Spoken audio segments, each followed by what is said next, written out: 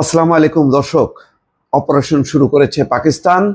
নাম দেয়া হয়েছে অপারেশন বুন ইয়ান উন মারসুস।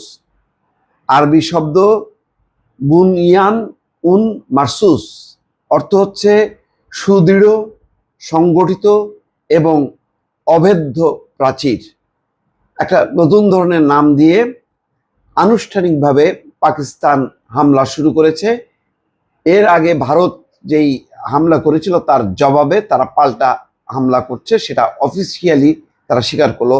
যদিও তার আগে 2 দিন পর্যন্ত পুরো ভারত জুড়ে একটি থরে কম্প ছিল।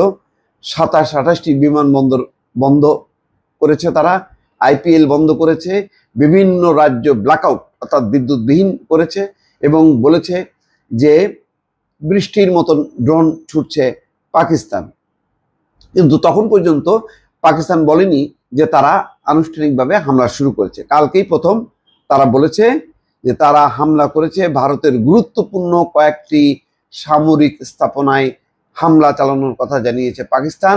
ডন, আল জাজিরা এবং বিবিসির প্রতিবেদনের বরাত দিয়ে প্রথম আলো এই রিপোর্টটি প্রকাশ করেছে।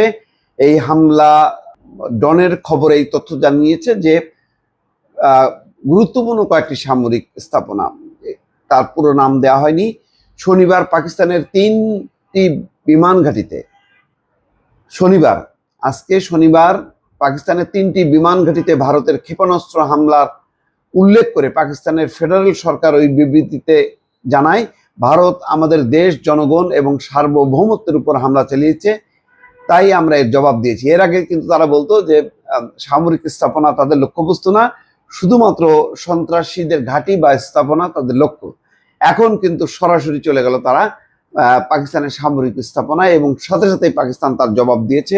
আল জাজিরার সংবাদদাতা ওসামা বিন জাভেদ পাকিস্তানের সামরিক বাহিনীর বরাতে সামাজিক যোগাযোগ মাধ্যম এক্সে আজ লেখেন, ভারতের কয়েকটি লক্ষ্যবস্তুতে হামলা চালিয়েছে পাকিস্তান। তিনি লেখেন, আজ ফজরের নামাজের পরপর পাকিস্তান এইসব হামলা চালায়, অর্থাৎ দিনের আলোতেই তারা হামলা চালিয়েছে।